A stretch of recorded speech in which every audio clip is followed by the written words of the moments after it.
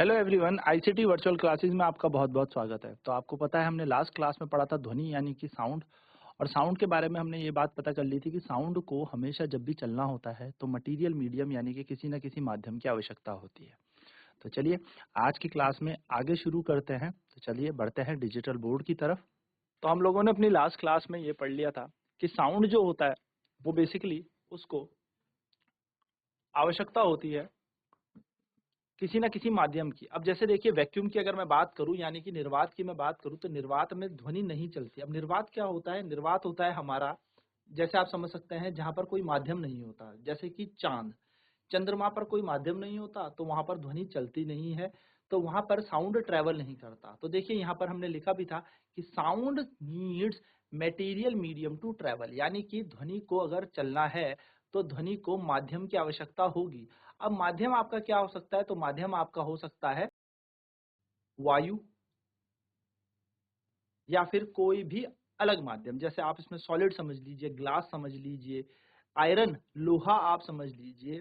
इन सब चीज़ों में ध्वनि जो है वो क्या करेगी? ट्रैवल कर सकती है। लेकिन अगर मैं बात करूँ वैक्यूम, दोस्तों ध्यान से याद रखना, वैक्यूम वैक्यूम मतलब होता है हमारा निर्वात, तो निर्वात में साउंड कभी भी ट्रैवल नहीं करता। ठीक है? तो ये हमने लास्ट की क्लास में देखा भी था और इस चीज़ से आपको ध्यान में रखना है कि वैक्यूम में साउंड ट्रैवल नहीं करेगा। छोटी सी बात है पर ध्यान में रखने वाली बात है, क्योंकि काफी बार क्वेश्चन आ जाता है कि जो एस्ट्रोनॉट होते हैं यानी कि जब अंतरिक्ष में यात्री जाते हैं तो वो अंतरिक्ष यात्री आपस में कैसे बात करते हैं? तो वो आपस में बात करते हैं इलेक्ट्रोमैग्नेटिक वेव्स के थ्रू। वहां पर ध्वनि नहीं चलती, वहां पे वैद्युत चुंबकीय तरंगें चलेंगी और उन्हीं के थ्रू वो बात कर पाएंगे, क्योंकि वहां पर वो बोल के बात नहीं कर सकते क्योंकि ध्वनि नहीं चलती। तो चांद पर अगर ध्वनि ट्रैवल नहीं करती तो एस्ट्रोनॉट बात भी नहीं कर पाएंगे बोलकर, इसलिए वहां पर वैद्युत चुंबकीय तरंगों का उपयोग किया जाएगा। ओके, नेक्स्ट हमने यहाँ पर ये एक्सपेरिमेंट देखा था। देखो कि जब हमने क्या किया था, जो बेल है हमने पानी के अंदर बजानी शुरू की थी और हल्के से सरफेस में हमने क्या लिखा था, अपना कान रखा था, तो हमें ये सुनने में मिला था कि ध्वनि की आवाज बहुत तेजी से हमारी ओर आ रही है। ऐसा क्यों? क्योंकि ध्वनि जो है वो लिक्विड में तेज चलती है। ठीक है, तो देखिए, place your air gently on water, आपसे ये भी कहा था कि अपना जो कान है वो आप बहुत ही आराम तरीके से पानी की सतह पे रखें। गलती से भी ऐसा ना हो कि पानी आपकी आंखों में चले जाए। तो आप देखेंगे कि yes you can hear the sound of bell. इससे क्या पता लगेगा कि जो साउंड है वो थोड़ा सा तेज चलता है लिक्विड में कंपैरेटिवली टू एयर, यानी कि वायु के मुताबिक ये यहाँ पर तेज चलता है। ठीक है, तो देखिए यहाँ पर पहेली क्या कह रही है, oh that is how whale and dolphin might communicate under water. तो यही तरीका है जिससे जो व्हेल होती हैं या डॉल्फिन जो मछलियां हैं वो आपस में क्या कर सकती हैं? बात कर सकती हैं। नाउ नेक्स्ट एक्टिविटी हमारे पास है कि क्या साउंड ट्रैवल कर सकता है सॉलिड में भी? क्या साउंड जो है, ध्वनि है जो, वो ठोस में भी प्रवाह कर सकती है, चल सकती है? तो उसके लिए एक एक्टिविटी है, एक मीटर का स्केल ले लो और लॉन्ग मेटल रॉड ले लो, यानी कि आप कोई लोहे का टुकड़ा ले लो या कुछ भी बेसिकली आपके पास है वो आप अपने पास रख लीजिए। And hold one end to your ear, और क्या करें, उसका एक छोर अपने कान के पास रखें। ठीक है, and ask your friend to gently scratch or tap on the other end of the scale, और अपने दोस्त से कहे कि जो दूसरा कोना है वहां पे हल्के हल्के हल्के हल्के स्क्रैच या टैप करे। टैप मतलब मारना होता है, स्क्रैच मतलब उसको घिसना होता है। Now can you here the sound of scratching, तो क्या ये जो यहाँ पर ए वाला या आप हो, आप यहाँ पर ध्वनि की इन तरंगों को या इन ध्वनि की इन आवाजों को सुन सकते हो? यस, आप सुनोगे और वो बहुत तेजी से आपके पास आएगी। आप चाहें तो ये एक्सपेरिमेंट अपने घर में भी कर सकते हैं, जिसमें क्या होंगे, आप दो होंगे दोस्त, और एक दोस्त अपने कान के पास क्या रखेगा, रॉड को रखेगा, और वहीं पर दूसरा दोस्त उस रॉड को स्क्रैच करेगा। तो जब वो दोस्त उस रॉड को स्क्रैच करेगा तो क्या सुनने में मिलेंगे आपको? ध्वनि सुनने को मिलेगी, ध्वनि तरंगे सुनने को मिलेंगी। ठीक है, तो यहाँ से ये पता लग जाएगा आपको कि जो ध्वनि है वो सॉलिड में यानी कि साउंड में भी बहुत तेजी से ट्रैवल करती है।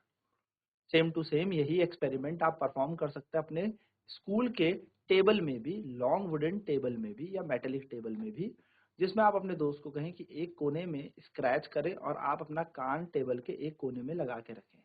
आप देखेंगे जो साउंड ट्रैवल करता है वो वुड में और मेटल में भी करता है। In fact sound can travel through solid. तो इससे ये पता लगा कि जो ध्वनि है वो सॉलिड यानी कि ठोस से भी चल सकती है या ठोस में भी चलती है।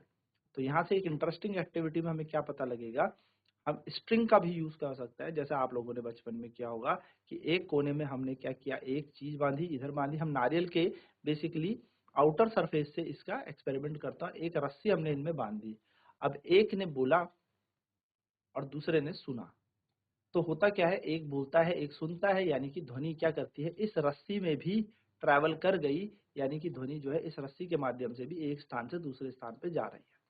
तो you have learn so far that vibrating object produce sound, तो हमने अभी तक देखा था जो भी चीज कंपन करती है वो क्या उत्पन्न करती है, ध्वनि को उत्पन्न करती है। And it carried sound in all direction in a medium, और ये ध्वनि को क्या करती है, हर एक दिशा में क्या कर देती है, फैला देती है। The medium could be gas, तो ये मीडियम जो है गैस हो सकता है, लिक्विड हो सकता है और सॉलिड हो सकता है। तो याद रखेंगे छोटी सी बात और इसको करेंगे हम नोट।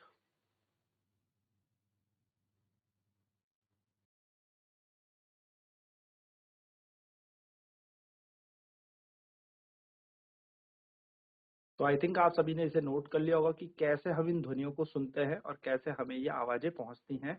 तो साउंड यहाँ से पता लगता है ट्रैवल कर सकता है सॉलिड में, लिक्विड में और गैसेस में भी, यानी कि ध्वनि जो है वो हमारी सॉलिड यानी कि ठोस, लिक्विड यानी कि तरल और गैस यानी कि गैस, इन सब में चल सकती है। ये बात आपको ध्यान में रखना है, ठीक है। चलिए आगे की चर्चा करते हैं। We hear sound through our ears, अब हम साउंड सुनते कैसे हैं। चलिए अभी तक तो हमने ये बात कर ली कि ध्वनि किस तरीके से चलती है, किस तरीके से हमारे तक पहुंचती है और कैसे ध्वनि का संचारण हो रहा है, ध्वनि उत्पन्न कैसे हो रही है, ध्वनि को कौन कौन से माध्यम चाहिए, ध्वनि कहाँ चल सकती है कहाँ नहीं चल सकती। लेकिन अब सवाल उठता है कि ध्वनि हम सुन कैसे सकते हैं। तो हम जो ध्वनि सुनते हैं वो अपने कान यानी कि ईयर्स के थ्रू सुनते हैं। तो यहाँ पर यही चीज हमें बताई गई है, the shape of the outer part of the year is like a funnel. आपने देखा होगा जो हमारा कान है वो कान कुछ फनल जैसा होता है, यानी कि वो कान जो हमारा है वो एक फनल, इसको हम बोलते हैं ना कीप, है ना। कीप हमने देखी है, कीप इस तरीके से कीप होती है जिसमें हम बेसिकली पानी या तेल दाने का उपयोग करते हैं, तो फनल जैसा ये होता है। When sound enter in it, जब ध्वनि इसमें आती है तो it travel down a canal, और ये हमारे कानों के अंदर एक कैनाल के अंदर से होते हुए गुजरता है। और यहाँ पे एक छोटी सी मेम्ब्रेन होती है जिसको हम कहते हैं ईयर ड्रम, यानी कि एक छोटी सी यहाँ पर मांसपेशियों की झिल्ली होती है जिसको ईयर ड्रम कहते हैं। It perform an important function, और ये क्या करता है, एक बहुत ही ज्यादा इंपॉर्टेंट फंक्शन हमारे रोल प्ले करता है। To understand what ear drum does, हमें अगर देखना है कि ईयर ड्रम क्या करता है, तो चलिए एक टिन कैन से मॉडल बनाते हैं हम ईयर ड्रम का। हमें क्या करना है, एक प्लास्टिक लेनी है या टीन का कैन लेना है। कट इट एंड, हमने क्या कर दिया, उस टीन के इन दोनों कोनों को काट दिया, ठीक है। Cut its end, stretch a piece of rubber balloon across the end of end fasten it with a rubber band, और क्या करें, इसके इधर से एक बलून को बांध दें और उसको अटका दें, किससे, एक रबर बैंड से। देखो ये एक गुब्बारा है और इसको आपने अटका दिया रबर बैंड से, ठीक है, रबर से आपने इसको अटका दिया। Now ask your friend to speak hurray hurray from the open end, और अब आपने क्या बोला, अपने दोस्त से बोला कि दूसरे कोने से अब आप हुर्रे हुर्रे जोर जोर से चिल्लाओ। आप देखेंगे कि इसके ऊपर रखे हुए कुछ ग्रेन्स होंगे, आप चाहें तो इसके ऊपर चावल या कुछ दाल रख दे इस बलून के ऊपर, और जैसे ही आप यहाँ से बोलना शुरू करेंगे वहां से क्या होगा, आपके जो ग्रेन्स हैं वो उछलना शुरू करेंगे। आपने ये वाला एक्सपेरिमेंट कुछ कुछ स्पीकर के केस में भी देखा होगा कि जब स्पीकर बजते हैं तो उसके ऊपर रखी हुई चीजें जो है वो हल्के हल्के उछलने लग जाती है ना। तो ये जो ग्रेन्स हैं ये इसके ऊपर उछलने लगेंगे। Observe that what happened to the grain, why do grains jump up and down, तो ये आप देखेंगे कि ये जो ग्रेन है ये क्यों अप डाउन मूव कर रहे हैं, ठीक है। तो सिमिलरली हमारा एयर ड्रम भी यही काम करेगा। तो हमारा जो एयर ड्रम है वो एक स्ट्रेच्ड रबड़ शीट की तरह होता है, एक रबड़ की तरह होता है जो साउंड की वाइब्रेशन को ईयर ड्रम में वाइब्रेट करवाता है, यानी कि ध्वनि को क्या कराएगा, कंपन करवाएगा। ईयर ड्रम क्या करेगा, जितने भी वाइब्रेशन है, जितने भी कंपन है वो हमारे इनर ईयर में भेजता है, यानी कि अंदर कान की तरफ भेजता है। तो ये हमारा ईयर ड्रम है और जो भी वाइब्रेशन हो रही है इनको वो कहाँ भेज दे रहा है, इनर कान के अंदर यानी कि ईयर के अंदर ये भेज रहा है। From this signal goes to the brain, और ये सिग्नल यहाँ से क्या करते हैं, हमारे दिमाग में चले जाते हैं, ब्रेन के पास जाते हैं, और ब्रेन उन्हें सुनता है और उनको डिटेक्ट करके बोलता है यस, किस तरीके से हम सुन रहे हैं। तो बेसिकली हम जो सुनते हैं वो किसके थ्रू सुन पा रहे हैं, एयर ड्रम के कारण सुन पा रहे हैं। चलिए, तो we must never put a sharp pointed or a hard thing to our ear. हमें कभी भी कान में जैसे पेंसिल या कोई पॉइंटेड हार्ड थिंग हमें वो डाल देते हैं, वो नहीं करना चाहिए, क्योंकि इससे हमारा एयर ड्रम डैमेज हो सकता है। और एयर ड्रम अगर डैमेज हो गया तो हम एयर ड्रम के कारण, उसके डैमेज के कारण इम्पेयर हियरिंग, यानी कि हम लोग सुनने में असमर्थ हो सकते हैं, हमारा कान भी खराब हो सकता है। ठीक है, तो कभी भी हमें कोई शार्प चीज कान में नहीं डालनी चाहिए। चलिए इसे नोट करेंगे।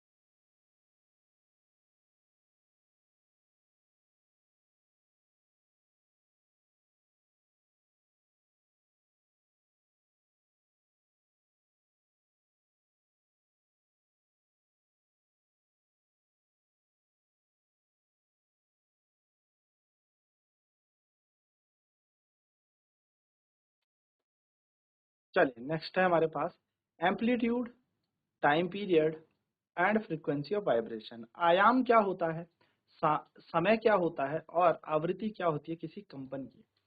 सो we have learn that to and fro motion of an object is known as vibration. आपको जब भी कंपन कोई पूछे तो आप बोलना टू एंड फ्रो मोशन, यानी कि एक ही पॉइंट पर, एक ही बिंदु से कोई वस्तु आगे और पीछे मूव करे, यानी कि घूमे या हल्के हल्के हिले, उसे हम वाइब्रेशन कहते हैं।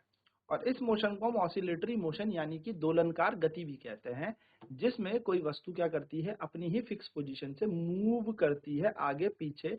लाइक जैसे मैं ये पेन आपके सामने यहाँ पर क्या कर रहा हूँ, मूव कर रहा हूँ, तो ये एक टू एंड फ्रो मोशन है। देखो ये इसका मेन बिंदु है और ये से ही आगे पीछे मूव कर रहा है। तो इसको हम टू एंड फ्रो मोशन यानी कि इसको ही हम क्या कहते हैं, वाइब्रेशन कहते हैं, कंपन कहते हैं। ठीक है, तो हमने ये अपनी क्लास में देखा भी था कि जो ऑसिलेटरी मोशंस होता है वो एक टाइम पीरियड पर निर्भर करता है, क्योंकि वो एक फिक्स टाइम के बाद अपनी मोशन को रिपीट करता है, अपनी गति को क्या करता है, रिपीट करता है बार बार।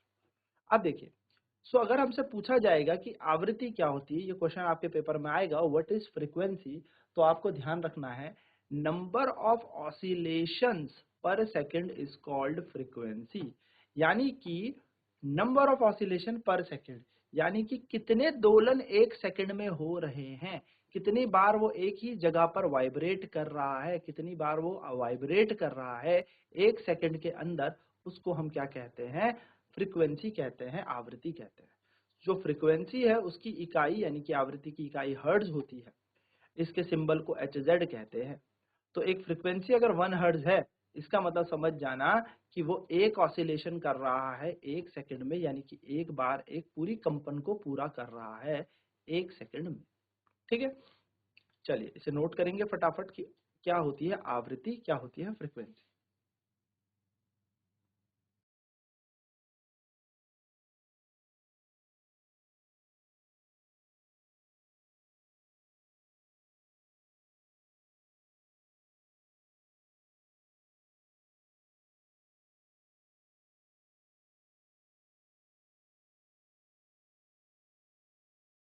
सो इसके मतलब ये होता है, नेक्स्ट बात करें, you can recognise many familiar sounds without seeing the objects producing them. आपने बहुत सारी ऐसी चीजें देखी होंगी, ऐसे साउंड जो बहुत सारे फेमिलियर होंगे ऐसे साउंड से, उनको देखा भी नहीं होगा आपने, तब भी वो साउंड प्रोड्यूस होता है। तो ये कैसे प्रोड्यूस होता है? ये अलग-अलग एम्पलीट्यूड से प्रोड्यूस होता है, यानी कि इनकी ध्वनि के आयाम अलग-अलग होते हैं। तो एक आयाम और एक आवृत्ति, ये 2 छोटे-छोटे इम्पोर्टेंट फैक्टर हैं, बहुत ही ज़्यादा इम्पोर्टेंट गुण हैं ध्वनि के, ठीक है? तो हम एम्पलीट्यूड और फ्रीक्वेंसी को, यानी कि आयाम को और आवृत्ति को क्या कर सकते हैं? दोनों को भिन्न-भिन्न कर सकते हैं, अलग-अलग कर सकते हैं, पहचान सकते हैं। सो देखिए यहाँ पे हमें दे रखा है लाउडनेस एंड पिच। तो लाउडनेस और पिच क्या होता है? तो जैसे यहाँ पर एक एग्जांपल हमें दे रखा है कि आपको क्या करना है, एक मेटेलिक टम्बलर है, यानी कि एक बर्तन है, एक ग्लास ले लीजिए और एक टेबल स्पून ले लीजिए, एक चम्मच ले लीजिए और स्ट्राइक करना टेबल स्पून को हल्के-हल्के ब्रिम में, यानी कि यहाँ ऊपर मारना हल्के-हल्के, हल्के-हल्के, ठीक है? टम्बलर में। तो आप क्या फील करेंगे? आपको साउंड सुनाई देगा। नाउ बैंग द स्पून, अब स्पून को बहुत तेज मारना है इस पे। तो आप देखेंगे आपको फिर से ध्वनि आएगी, इज द साउंड लाउडर? तो जब आप बहुत तेजी से मारेंगे तो वो ध्वनि बहुत तेज ऊंची आवाज की होगी। जब आपने बहुत तेजी से चम्मच से क्या मारा है, इस ग्लास पे मारा है ना? तो इसी तरीके से आपको पता लग जाएगा कि ध्वनि की जो है लाउडनेस क्या होती है, यानी कि जब आप बहुत तेजी से इस ग्लास पे मारेंगे या इसको पीटेंगे तो बहुत तेज आवाज आएगी और उस तेज आवाज से क्या होगा, एक ऊंची या फिर प्रबल ध्वनि आपको सुनाई देगी, उसको हम कहते हैं लाउडनेस। तो ये बेसिक से छोटी-छोटी चीजें थी जो आज की क्लास में हमने जाना। सबसे ज़्यादा इम्पोर्टेंट आपने यहाँ पर फ्रीक्वेंसी के बारे में जाना और ये कान का स्ट्रक्चर, यानी कि ह्यूमन ईयर का स्ट्रक्चर आपने देखा। नेक्स्ट क्लास में हम बात करेंगे पिच के बारे में भी, कि क्या होती है तारत्व, किस तरीके से आवाज की श्रिलनेस यानी कि मोटी और पतली आवाज का हमें पता लगेगा। तो ध्वनि से रिलेटेड जो भी चीज़ें हमें पता करनी थी, लाइक हमने एयर ड्रम के बारे में जाना, कान के बारे में जाना। मानव कान में सबसे इम्पोर्टेंट फैक्टर या गुण जो भी है वो एयर ड्रम का ही है और वही क्या काम करता है, हमारी हल्की सी आवाज़ को बहुत एम्पलीफाई कर देगा और हमारे ब्रेन तक इस आवाज़ को पहुंचाएगा। फिर हमने देखा लाउडनेस, पिच और ऑसिलेशन के बारे में। तो ये बात हमें ध्यान में रखनी है और ये एग्जाम के पॉइंट ऑफ व्यू से काफी इंपॉर्टेंट है। तो आईसीटी वर्चुअल क्लासेस में आज की क्लास में इतना ही करेंगे। नेक्स्ट क्लास में पिच के बारे में और चर्चा करेंगे, तारत्व के बारे में और समझेंगे। जुड़ने के लिए आप सभी का बहुत बहुत धन्यवाद। आपका दिन शुभ हो।